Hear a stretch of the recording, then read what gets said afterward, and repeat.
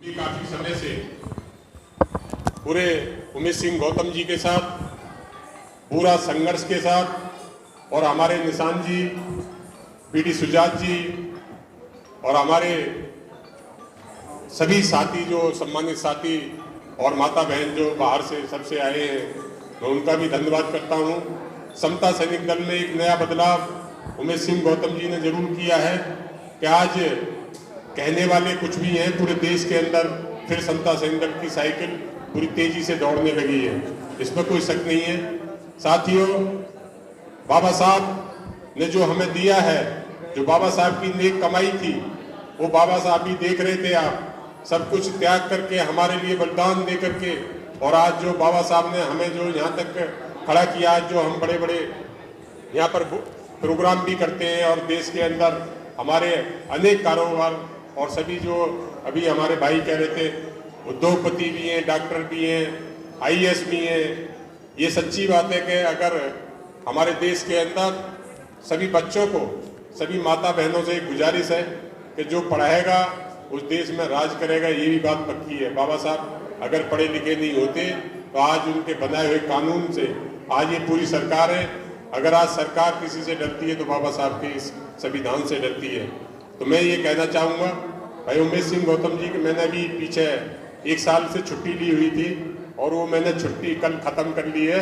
और दोबारा से मैं समता सैनिक दल के साथ मैं उमेश सिंह गौतम जी से मैंने 1 साल पहले छुट्टी मांगी थी कि मैंने को बहुत दिन हो गए, अभी मेरे को थोड़ा रेस्ट चाहिए। वो छुट्टी मैंने कल ख़त्म कर ली है। रात से फिर जैसे हम पहले अपनी टाटा सफारी और पूरे देश के अंदर घूमते थे, उसी संघर्ष के साथ आज जहाँ भी उमेश सिंह गौतम जी का कोई प्रोग्राम, समता सैनिक दल का जहाँ भी प्रोग्राम होगा, मैं भी विजेंद्र सिंह कबीरा आपके साथ हूँगा। ये मैं आपको आज प्रण फिर दोबारा से ये देना चाहता हूँ। और साथियों, मैं ज़्यादा ना कहते हुए आप सभी को फिर धन्यवाद करता हूँ। आप 2-3 दिन से पूरे बाहर से सब अपने घर बार को त्याग कर जो आज यहाँ पहुँचे हैं और समता सैनिक दल की इस मुहिम को हम लोगों ने बढ़ाने का काम जो हम कर रहे हैं, उसमें संघर्ष पूरे। साथियों, कब तक हमारे बहन बेटियों की इज्जत लुटेगी और कब तक हमारे आज ये सब बिगड़ जलाएंगे, ये हम, क्योंकि समता सैनिक दल ही आवाज़ उठा सकता है इस बात की। बहुत से संगठन आएंगे, कहीं कैडर नहीं है, कहीं कुछ नहीं है, लेकिन समता सैनिक दल के साथ एक कैडर है। ज़्यादा वही कहते हुए मैं और सभी को एक बार जोर से नारा लगाएंगे, जय भीम, बाबा साहब, बाबा साहब, जय भीम, समता सैनिक दल, समता सैनिक दल, समता सैनिक दल, जय भीम, जय भारत। सम्मानित साथियों, वैसे छुट्टी का प्रोविजन कोई है नहीं समता सैनिक दल में, वो छुट्टी पर नहीं थे, काम ही कर रहे थे साइलेंट होकर। और हाँ, मैं रघुनाथ बोस जी जो हमारे राष्ट्रीय महासचिव हैं राष्ट्रीय टीम में, वो राजस्थान से चल गए हैं मंच पर, और डॉक्टर राहुल दास जी जो हमारे मुख्य सलाहकार हैं दिल्ली प्रदेश के, वो मंच पर आ जाएंगे। और सम्मानित साथियों, जब इस देश के अंदर अपनी आवाज़ पहुंचाने वाला ज़्यादा कुछ नहीं था, उस समय ऑल इंडिया रेडियो के माध्यम से समाचार पहुंचते थे। तो हमारे बीच में सीपी सिंह साहब जो डायरेक्टर रिटायर हुए हैं ऑल इंडिया रेडियो से, वो भी हमारे बीच में हैं। जोरदार तालियों से उनका स्वागत करिए और उनका संदेश सुनिए। सीपी सिंह साहब।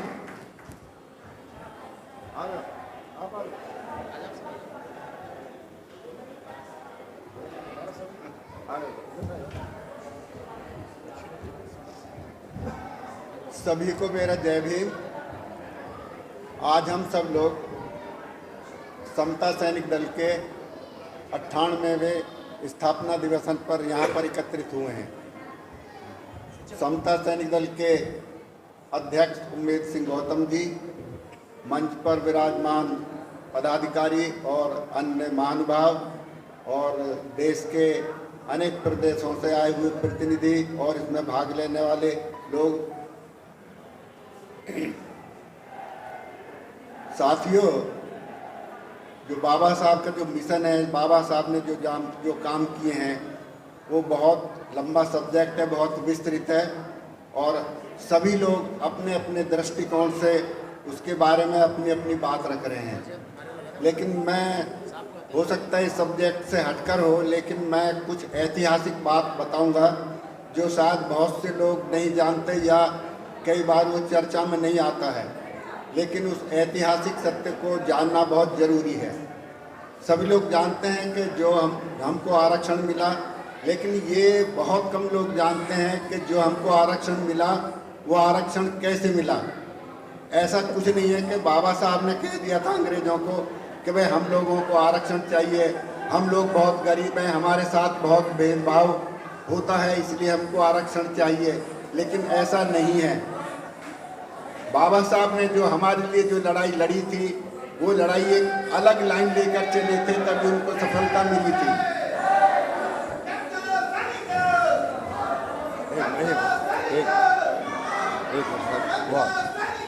हमारे साथियों, हमारे दल के को भीमराव यशवंतराव अम्बेडकर जी वो हमारे बीच पहुंच चुके हैं। समता के सुप्रीमो वो हमारे बीच में आ चुके हैं। हम सब उनका हार्दिक स्वागत, हार्दिक अभिनंदन करते हैं। कैप्टन निठारे साहब, फौजी साहब, तमाम लोग यहाँ पर आ गए हैं। सबका हार्दिक अभिनंदन। समता सैनिक के 2 दिवसीय स्थापना दिवस के इस मौके पर सभी का हार्दिक अभिनंदन। बहुत बहुत आपका शुक्रिया, और शुक्रिया इस सम्मान के लिए, और आप सबको बहुत बहुत मुबारकबाद आज के दिन के लिए। मैं जैसे ही अंदर एंटर हुई तो मैंने सबसे पहले ये यूनिफॉर्म देखकर सच में इतना अच्छा लग रहा है, ये जज्बा देखकर। और खूबसूरत तो आप सब वैसे ही हैं, और इस यूनिफॉर्म पहनने के बाद जो एक अलग से नूर आया है आप सबके ऊपर ना, सच में एक जिसे कहते हैं ना अंदर से खुशी, वो रूहानियत खुशी मुझे हो रही है। और जो आप सबके चेहरे पर नूर है और जज्बा देखकर ऐसा लग रहा है कि अभी भी जो समटाइम्स वी फील डिसअपॉइंटेड कि इतना सब कुछ हो गया है, हमारा समाज लोग कहते हैं सोया हुआ है। ये भी सुनने में आता है कि सब खत्म हो गया, हम कुछ समेट नहीं पाए, बचा नहीं पाए। लेकिन एज अ यूथ आप सबको देख के मुझे ऐसा लग रहा है नहीं, उम्मीद है अभी भी।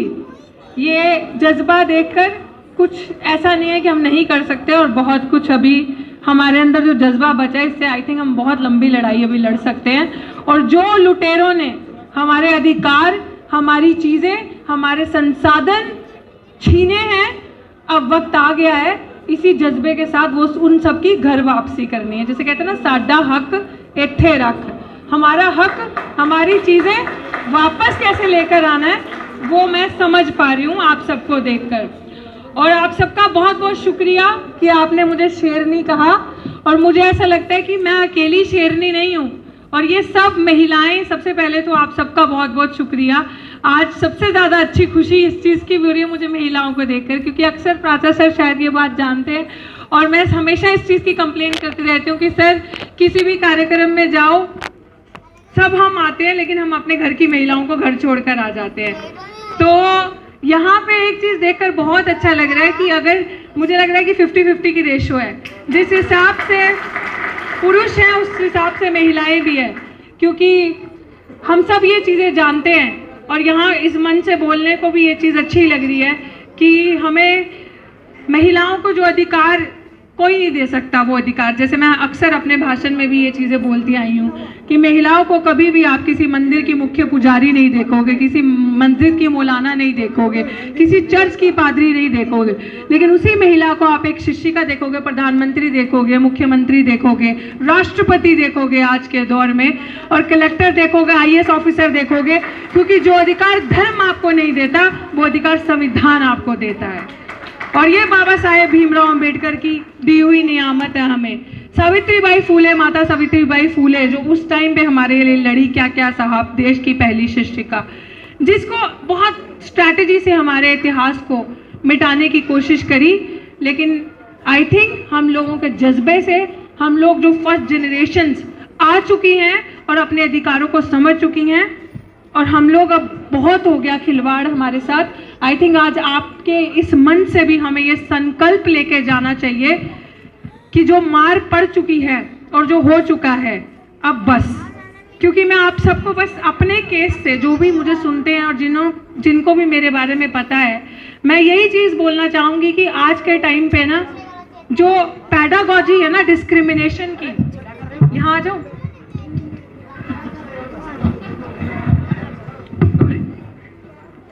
जो पैडागॉजी है डिस्क्रिमिनेशन की, छुआछूत की, भेदभाव की ना, वो बदल चुकी है।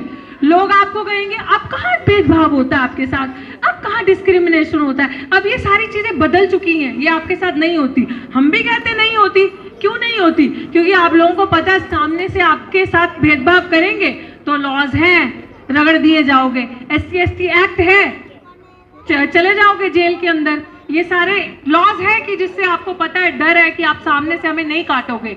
लेकिन आप मानिए वैसे ही डिस्क्रिमिनेशन है, वैसे ही चीजें हैं, बल्कि जो होता था उससे अब कई गुना ज्यादा खतरनाक है। Discrimination has completely changed it's form today. वो आपको दिखेगा नहीं, वो आपके साथ एकेडमिकली जो जाति है, जो कभी नहीं जाती है, जो कास्ट है, वो ट्रू सेंस में इंस्टीट्यूशन में दिल्ली विश्वविद्यालय में आपको नजर आएगी। रोहित वेमुला के साथ जो हुआ, पायल तड़वी के साथ जो हुआ, वो लिव्ड एग्जाम्पल थी कास्ट डिस्क्रिमिनेशन की इंस्टीट्यूशंस में जो होता है। आपके साथ अब भेदभाव आपको छू कर नहीं किया जाएगा, आपके रास्ते कैसे काटने हैं और आपके रास्ते कैसे रोकने हैं कि आप इंस्टीट्यूशंस में ना आ सके, आप अच्छे विश्वविद्यालयों में पढ़ ना सके, आपको कैसे काटना है, उसकी जीती जाती एग्जाम्पल मैं आपके सामने हूँ। दिल्ली विश्वविद्यालय को रिसेंटली 100 साल हो गए। ध्यान से सुनिएगा प्लीज मेरी बात, मैं 2 मिनट लूंगी सर अगर आपकी इजाजत है, ध्यान से सुनिएगा। 100 साल हो गए अभी रिसेंटली, 2 महीने पहले दिल्ली विश्वविद्यालय को बने हुए, और मैं बाहर की बात नहीं कर रही, हर छोटे छोटे विश्वविद्यालय में ये होता होगा, क्योंकि आपके रास्ते विश्वविद्यालयों से काटने हैं इनको हमारे जो रास्ते हैं ना वो यूनिवर्सिटी में नहीं घुसने देना, क्योंकि शिक्षा सवाल को जन्म देती है। शिक्षा रोहित वेमुला को बनाएगी, शिक्षा पायल तड़वी को बनाएगी, शिक्षा जो प्रोफेसर चंद्रशेखर जिनके ऊपर झूठा सेक्सुअल हैरेसमेंट का इल्जाम जम्मू यूनिवर्सिटी में लगा और उन्होंने आत्महत्या कर ली, वो, और शिक्षा रितु सिंह को बनाएगी, और इनको हमारे वो रास्ते काटने हैं। और इन्होंने क्या किया साजिश मेरे साथ, मुझे काटने के लिए, मेरे साथ आई थिंक मेरे वकील एडवोकेट महमूद प्राचा, जिनकी वजह से आज मेरे हाथ में ये माइक है और जिनकी वजह से शायद आज मैंने वो रास्ता नहीं चुना जो रोहित वेमुला और पायल तड़वी ने चुना। मेरी मानसिक हालत भी बहुत खराब हो चुकी थी, मेंटल कैपेसिटी खत्म हो चुकी थी, जबकि मैं बहुत बोल्ड हूँ, मैं बहुत बोल्ड हूँ और मेरे अंदर बहुत हिम्मत है लड़ने की। लेकिन मेरा रास्ता काटने के लिए मेरे अगेंस्ट फर्जी डॉक्यूमेंट बनाए, फर्जी चीजें बनाई। मैं इस चीजों पे ज्यादा नहीं बोलूंगी, सर इस चीज पे एक्सप्लेन करेंगे, लेकिन मैं आपको एक बताती हूँ कि पूरा दिल्ली विश्वविद्यालय में एक झूठा प्लान, इस तरीके से षड्यंत्र मेरे साथ रचा, और उस षड्यंत्र से रचने के लिए मुझे दिल्ली विश्वविद्यालय से टर्मिनेट किया गया as a post assistant professor की पोस्ट से 2 साल पहले, कोरोना काल में 2020 अगस्त में। लेकिन आप सोचिए कि पहला केस एक ऐसा होगा 100 साल के इतिहास में जिसके ऊपर दिल्ली विश्वविद्यालय की जो प्रधानाचार्य, जो प्रिंसिपल हैं दिल्ली विश्वविद्यालय में, दौलत राम कॉलेज की प्रिंसिपल पे, मनुवादी प्रिंसिपल पे FIR हुई SC/ST एक्ट के अंदर, इस शख्सियत की वजह से SC/ST एक्ट में। और ना कि सिर्फ प्रिंसिपल पे, दिल्ली यूनिवर्सिटी के रजिस्ट्रार पे भी SC/ST एक्ट में मुकदमा दर्ज हुआ। और मुकदमा दर्ज ही नहीं, अभी ये सिचुएशन आ चुकी है कि उनके ऊपर चार्जशीट भी दर्ज हो गई 17 सितंबर को। लेकिन सिर्फ जाति जो कभी नहीं जाती कि वो अपर कास्ट जाति से हैं, मनुवादी हैं, संघ के साथ रिश्ते हैं, तो वहीं हमारे दिल्ली यूनिवर्सिटी का एक प्रोफेसर जो एक लाइन लिख देता है, उसको आप उठा के प्रोफेसर रतनलाल को उसी समय जेल में डाल देते हैं।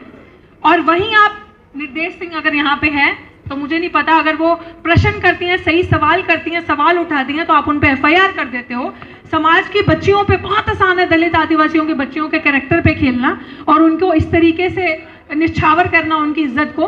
बट ये एक ऐसी मिसाल केस बना है कि मैं आप सबसे, मेरी समाज से तो वैसे तो मेरा हक बनता है अपने समाज से अपील करना, लेकिन मैं रिक्वेस्ट करती हूँ आपसे, मेरे समाज से, कि कुछ भी ऐसा कीजिए।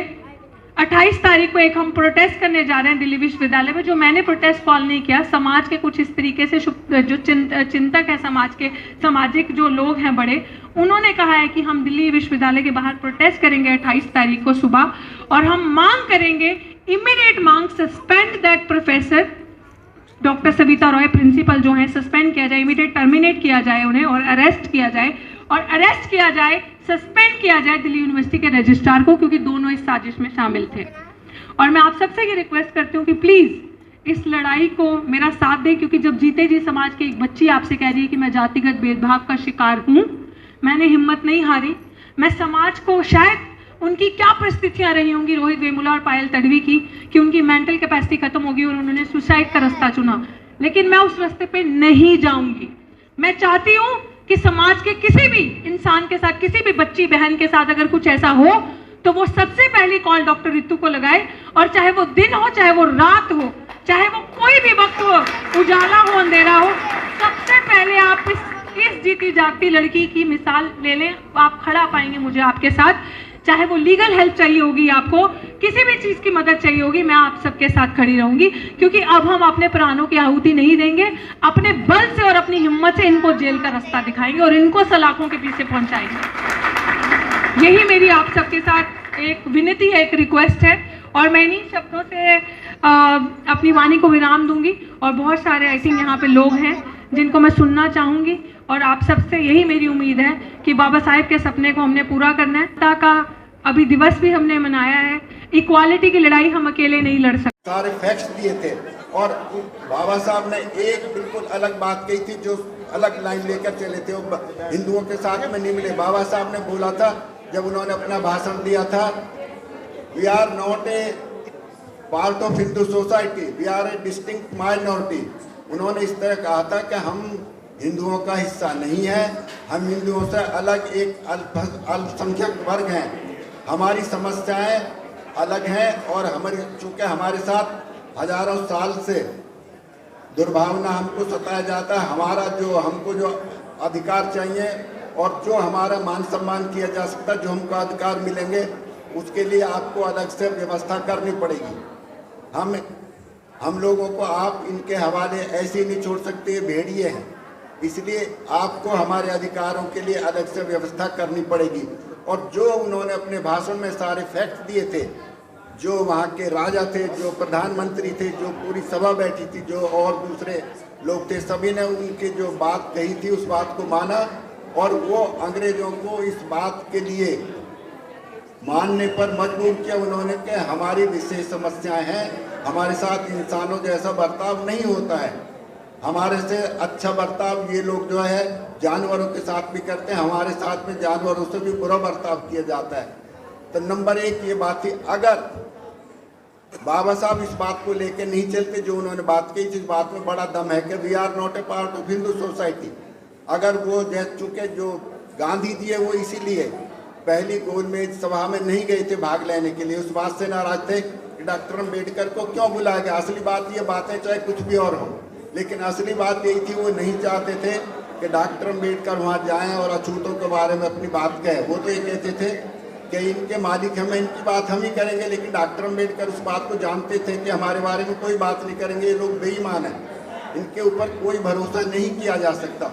इसलिए उन्होंने इस बात पर जोर दिया था कि हम इनसे अलग हैं, हम हिंदुओं का हिस्सा नहीं हैं, हमारे को अलग से स्पेशल ट्रीटमेंट चाहिए, हमारे को आरक्षण चाहिए। और गोलमेज सम्मेलन तीन गोलमेज सम्मेलन हुए। दूसरी में गांधी जी गए, उसमें भी उन्होंने बहुत चालाकियाँ करने की कोशिश की।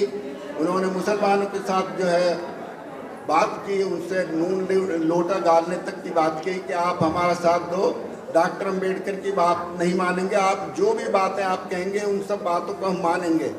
लेकिन जो मुस्लिमों के जो वहाँ नेता थे वो समझदार थे, वो इस बात को जानते थे कि अगर ये अपने भाइयों की बात नहीं मानते तो हमारी क्या ये बात मानेंगे, इसलिए उन्होंने इनकी बात को नहीं माना। एक बात तो ये रही जो सबसे बड़ा पॉइंट है। दूसरी बात जो संविधान बनाने की बात है, संविधान भी कोई ऐसे ही नहीं बन गया, सभी समता से बनाया, वो संविधान कोई ऐसी संविधान नहीं बन गया। वो संविधान की पूरी रूपरेखा बाबा साहब ने जो है, जो साइमन कमीशन जो आया था उससे लेकर और आगे तक गोलमेज सम्मेलनों में भी बाबा साहब ने संविधान की पूरी रूपरेखा रख दी थी। सबको ये मालूम हो गया था कि डॉक्टर अम्बेडकर ही संविधान बना सकते हैं। नंबर दूसरी बात जो शायद बहुत लोगों को मालूम नहीं है कि बाबा साहब को संविधान बनाने की जिम्मेदारी किस लिए दी गई। अंग्रेजों से बाबा साहब ने ये समझौता करा दिया था और अंग्रेजों ने जो ये भारत सरकार के जो नेता हैं उनको ये कह दिया था कि जब संविधान बनेगा उसमें जो अछूत हैं उनकी भागीदारी होगी और ये संविधान अगर उनको पसंद नहीं है तो उस संविधान को नहीं माना जाएगा। इसलिए मजबूरी थी कि बाबा साहब को लेना पड़ा। दो बातें थी, संविधान भी यही बना सकते हैं और हमें अपना वायदा भी पूरा करना है। इन्हीं शब्दों के बाद साथ में अपनी बात समाप्त करता हूँ। जय भीम, जय भारत, धन्यवाद। सभी सैनिक, अभी हमारे सुप्रीमो हमारे बीच आ चुके हैं, राष्ट्रीय अध्यक्ष हमारे बीच है, आ जाइए। ताकि वहाँ अपने महापुरुषों को नमन करते हुए मुझे ये खुशी हो रही है कि एक बार बहुजन स्वाभिमान नाम से वीकली छपता है, लेकिन अभी जो है चूंकि हम एक इसमें परेशानी फेस कर रहे थे, चूंकि ये अखबार अभी बहुत दूर दूर नहीं जाता है, तो हमने टेक्नोलॉजी का फायदा उठाते हुए इसको ऑनलाइन कर दिया। या ई फॉर्म में भी अखबार हर जगह मिलेगा, हर सैटरडे को मॉर्निंग में आ जाता है ये अखबार, और सबको ऑनलाइन मिलेगा, इंटरनेट पे सब जगह अवेलेबल होगा। तो ये आज से सभी को अवेलेबल है। आपके हाथ में जो एक कॉपी आ गई होगी तो उस पर इसका विवरण दिया हुआ है, फर्स्ट पेज पे दिया हुआ है। तो मेरा आपसे निवेदन है कि ये अखबार जो है आप ज़्यादा से ज़्यादा जो है इस्तेमाल करें। और ये अखबार का उद्देश्य सिर्फ और सिर्फ कमर्शियल नहीं है, ये संस्था का अखबार है, लेकिन इसके माध्यम से हमें वैचारिकी को मजबूत करना है, यही एक उद्देश्य है। और कोई इसके पीछे उद्देश्य नहीं है कि हमारा जो समाज में विचारों की मजबूती होगी उससे ही समाज मजबूत होता है। लेकिन आप सभी जानते हैं, बहुत तजुर्बेकार हैं, बहुत संघर्ष किया है कि लोग हमारे बातें तो बहुत करते हैं लेकिन विचारों से बहुत छोटे रहते हैं। तो आप विचारों से मजबूत हों, और जब विचारों से मजबूत हो गए तो वो आंदोलन जो है कभी टूटता नहीं है, पिटता नहीं है, बल्कि बहुत तेज गति से आगे बढ़ता है। आज बहुत सारे संगठन बन रहे हैं, बहुत लाखों की तादाद में हैं, लेकिन उन्हें देख के हमें यही लगता है कि वो संगठन जो है हमें तोड़ने के लिए बनाए जा रहे हैं।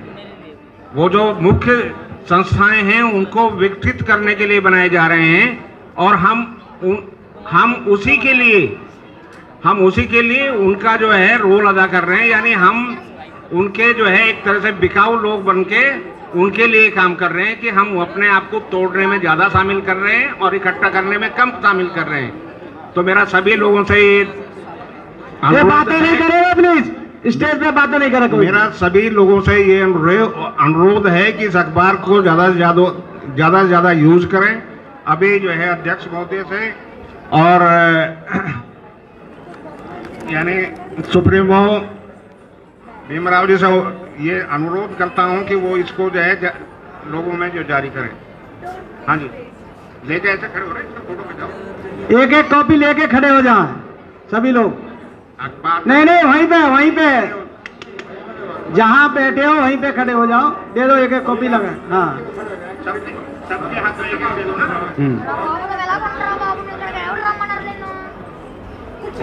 ये न्यूज पेपर ई पेपर फॉर्म में हर सैटरडे को मॉर्निंग में सबके लिए अवेलेबल होगा।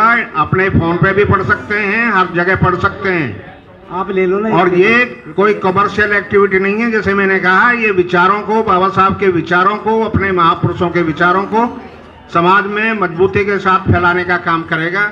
ये हमारा ऐसा सपना है और आप हमारे इस सपने को पूरा करने के लिए समाज के लिए साथ दें। मेरा कुछ भी पर्सनल नहीं है, इसमें सारा कुछ आप ही का है। एक फोटो ले आओ सर के लिए, सम्मानित कर दो सर को, फोटो लेकर के भी सम्मानित। चलो, बहुत बहुत धन्यवाद। इसके साथ सर रुकेंगे अभी यहीं पे। एक दल की तरफ से आपको एक बाबा साहब का चित्र दिया जा रहा है। आएंगे हमारे निशान जी भी आएंगे, आइए गौतम साहब।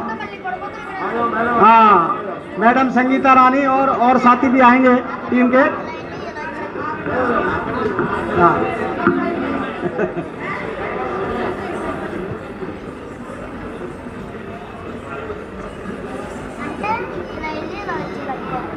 जय भीम।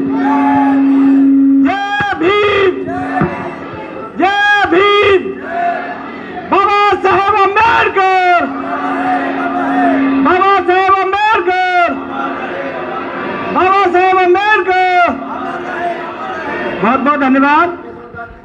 हाँ अच्छा, अब टंकेश्वर दास जी ने स्वागत कर दिया।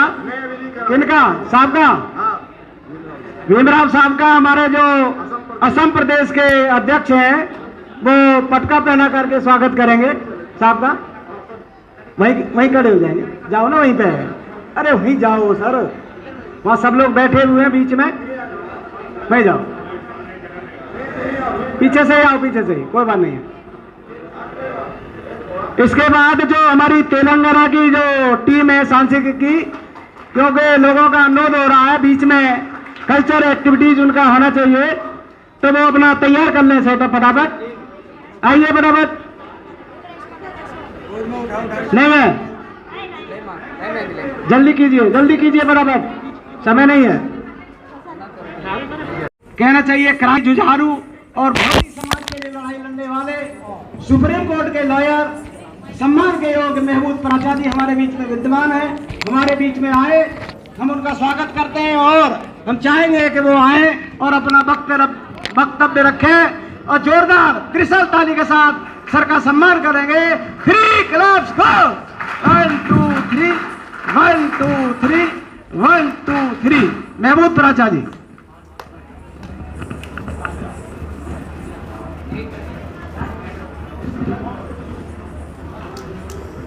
वैसे तो मैं अपना कहीं भी भाषण होता है तो जय भीम से ही शुरू करता हूं, लेकिन ये समता सैनिक दल तो बाबा साहब डॉक्टर भीमराव अंबेडकर ने ही बनाया है, तो आज सबसे जोरदार तरीके से जय भीम, जय भीम, जय भीम,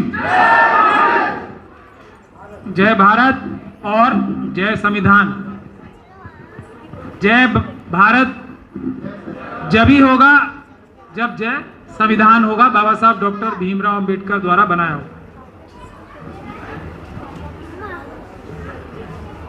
समता सैनिक दल के सभी जो पदाधिकारीगण हैं और उसके कार्यकर्ता, उन सभी को मैं दिल से, अपनी दिल की गहराइयों से सबसे पहले सलाम करना चाहता हूं और उनको बहुत बहुत मुबारकबाद देना चाहता हूं और उनके लिए दुआएं भी करना चाहता हूं और दुआ कर भी रहा हूं कि समता सैनिक दल वो संगठन है जिसको देखकर, जिससे आइडिया लेकर एक दूसरा दल उसके 2 साल या 1 साल बाद बना, 1 साल बाद बना आरएसएस। आज देश जो दुनिया का सबसे ताकतवर देश नहीं है और एक ऐसे कुछ मुट्ठी भर लोग, कुछ मुट्ठी भर ताकतें इस पे हमारे कब्जा करके बैठी हैं और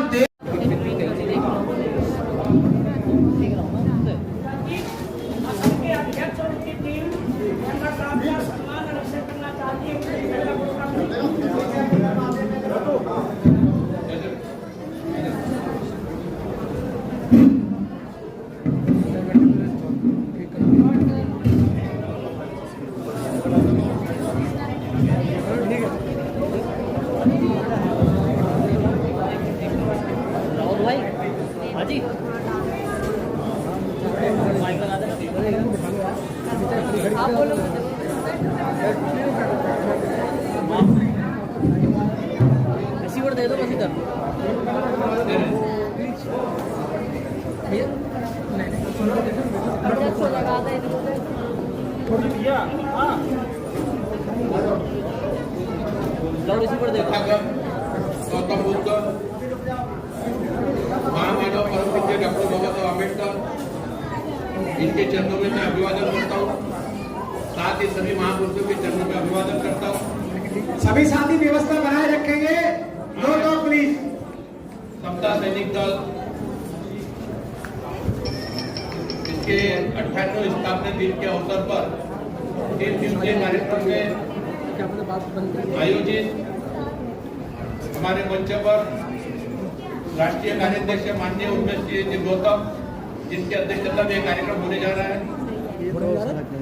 साथ ही प्रकाश चंद जी, महमूद जी प्राचार्य जी, उसी प्रकार मंच पर सभी महानुभाव और मेरे सामने जो बैठे हुए समता सैनिक दल के सैनिक, जिसको सिपाही कहा जाता है, ऐसे सभी वरिष्ठ अधिकारी वर्ग,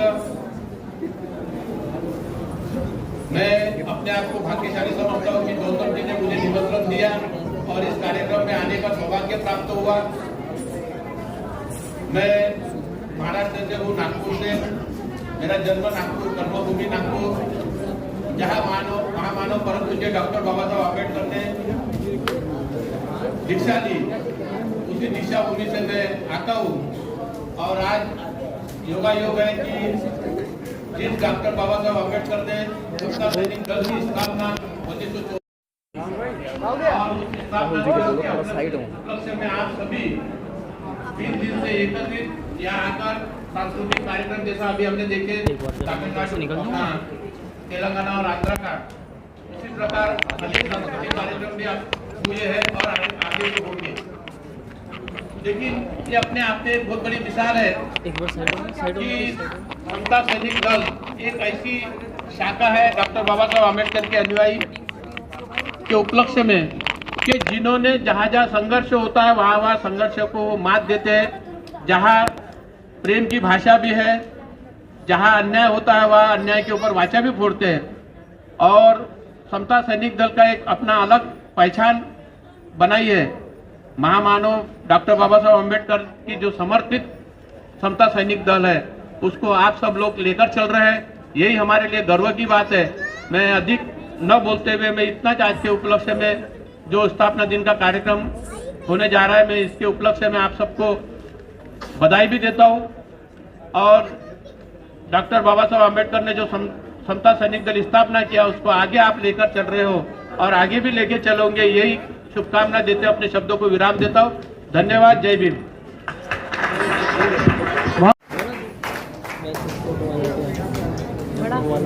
सम्मानित समता सैनिक दल के समस्त राष्ट्रीय और प्रदेश के संचालक, आप लगातार 22 तारीख से सुबह 10 बजे से लेकर के आज 25 तारीख है, 3 दिन तक हमारे बीच में बंबई से आए हुए बड़े बड़े प्रशिक्षक आपको ट्रेनिंग देने का काम कर रहे हैं। आप ही के बीच में हमारे माननीय बाबा साहब के पौत्र जो समता संघ के हमारे सुप्रीम कमांडर हैं, लगातार 2 दिन तक आपके साथ ही हमारे साथ हैं, अभी भी वो आने वाले हैं। समता संघ बाबा साहब डॉक्टर अम्बेडकर के द्वारा बनाया गया 1924 का वह संगठन है जिसने पूरे भारत में अनुसूचित जाति जनजाति, तमाम पिछड़ा दलित और पूरे भारत में मानवता के लिए, समता के लिए 1924 से लेकर आज तक संघर्ष किया। बाबा साहब डॉक्टर अम्बेडकर ने जो महत के तलाब का संघर्ष किया, 1932 में संघर्ष किया बाबा साहब ने नासिक के मंदिर के लिए, तमाम जो संघर्ष समता संघ के द्वारा किए, बाबा साहब लंदन में गए पूरे देश की आजादी के लिए और विशेष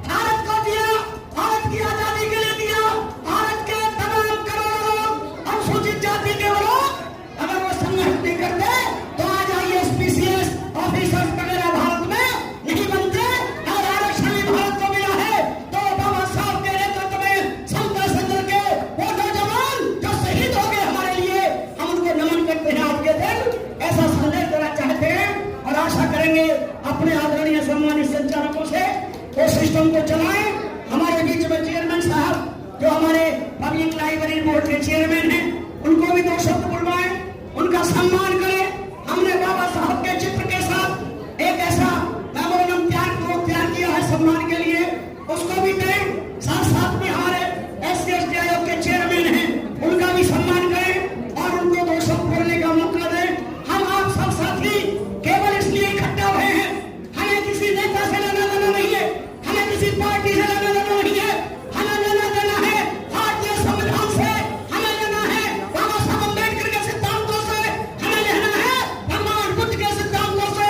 हम लोग मिलकर के पूरे भारत में संविधान की रक्षा करेंगे, कानून की रक्षा करेंगे, जुर्म करने वाले को जेल में भिजवाने का काम करेंगे। आइए आदरणीय हमारे पीडी सुजात साहब। बहुत बहुत धन्यवाद गौतम साहब।